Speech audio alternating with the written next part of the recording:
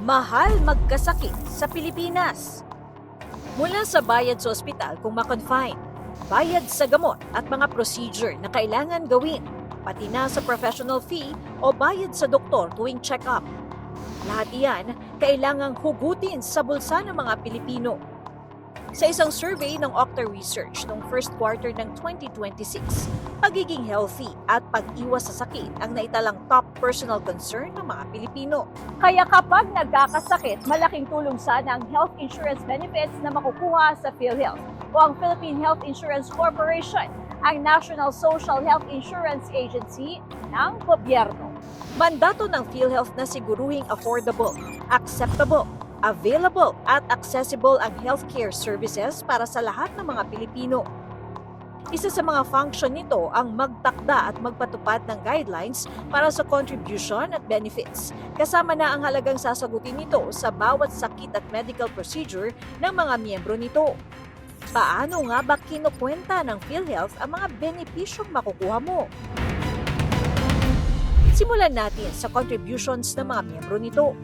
Sa kasalukuyang sistema ng PhilHealth, alinsunod sa Universal Healthcare Act, fixed sa 5% ng buwanang sweldo ang kinakaltas bilang kontribusyon sa PhilHealth. Pinakamababang kaltas ang 500 pesos, batay sa income floor na 10,000 pesos na itinakda ng PhilHealth. Habang pinakamataas na kaltas naman ang 5,000 pesos, batay sa income ceiling na 100,000 pesos.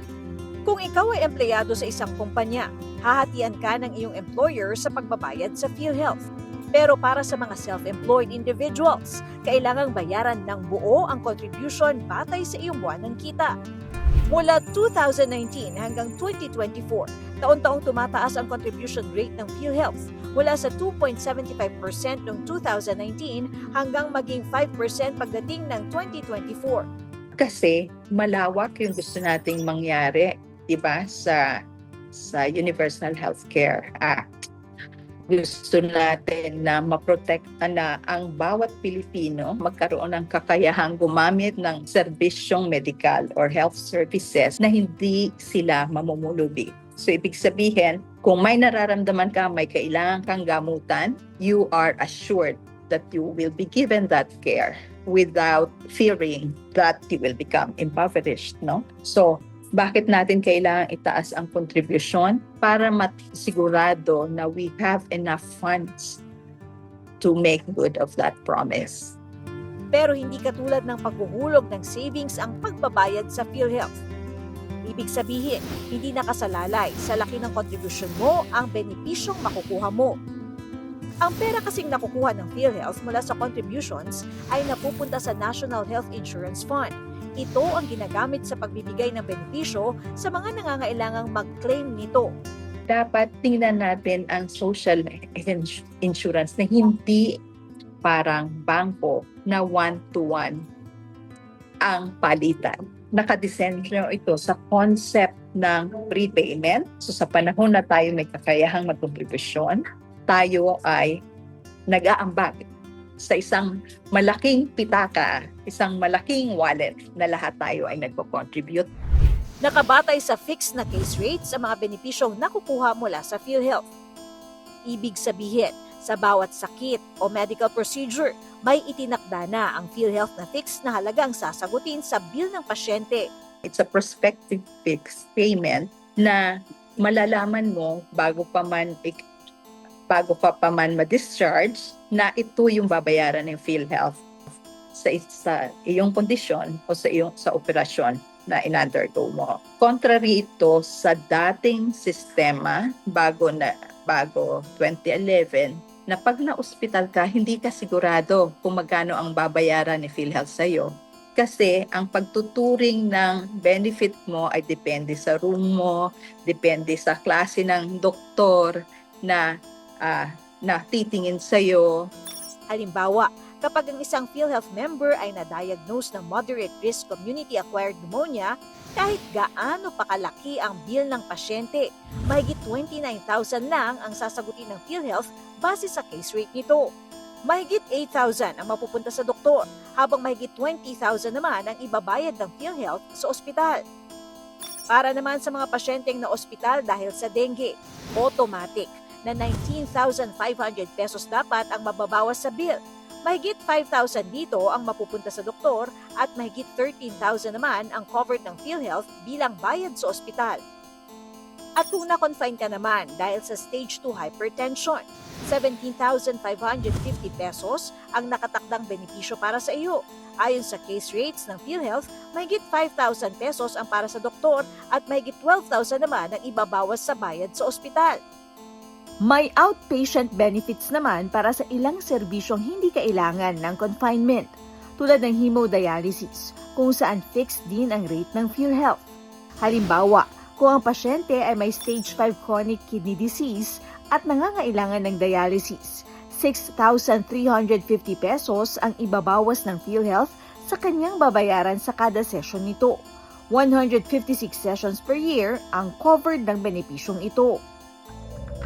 Ayon sa PhilHealth, sa pamamagitan daw kasi ng pagtatakda ng fixed rates, nagiging standard at pantay-pantay ang benepisyong matatanggap ng lahat ng pasyente, nasa public o private hospital man.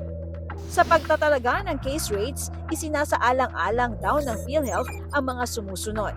Average na halaga ng pagpapagamot ng bawat sakit, mga pagkukunan ng pondo para bayaran ang bawat case, mga rekomendasyon batay sa datos ng PhilHealth, at iba pang mga batas at polisiya tungkol sa paggamit ng PhilHealth benefits. Dahil base ito sa historical cost of treatment, no? Hindi agad-agad na naa-adjust nito. Ibig sabihin, kung hindi nag-a-adjust ka agad si PhilHealth, lumiliit yung benepisyo na nakukuha mo sa PhilHealth. Sa all case rates kasi, ilang conditions mo lang ang covered, no? At hindi ito naka-factor yung mga complications mo doon sa total cost of care. Kaya tumataas ang iyong kailangang bayaran habang ang iyong kondisyon ay nagiging komplikado. At sa kabila ng mga limitasyon ng sistema ng case rates sa PhilHealth, masasabi nga kayang sapat ang benepisyong ito?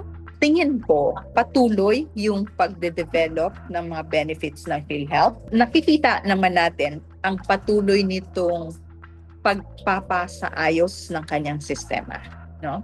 Pero may mga limitasyon. Ang recommendation at ang sinasabi ng batas, no, is not to adjust the case rate but change the way PhilHealth pays the provider. Dapat magbabago na yung paraan ng pagbabayad ni PhilHealth at babase na siya sa DRG, no?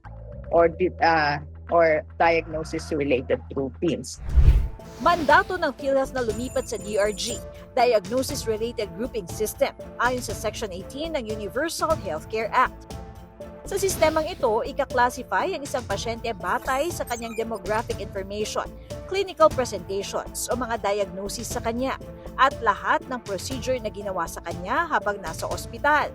Dito makikita kung gaano kakomplikado ang sakit ng pasyente at ito rin ang gagamiting basehan ng benepisyong i-cover ng PhilHealth.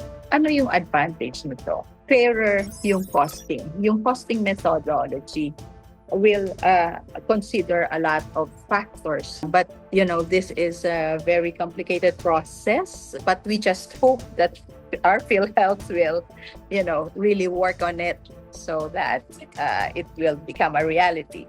Patuloy naman itong pinag-aaralan ng PhilHealth. Noong 2024, pumirma ng isang Memorandum of Agreement ang PhilHealth sa National Health Statistics Office ng Thailand para makipagtulungan sa pagdevelop ng DRG sa Pilipinas.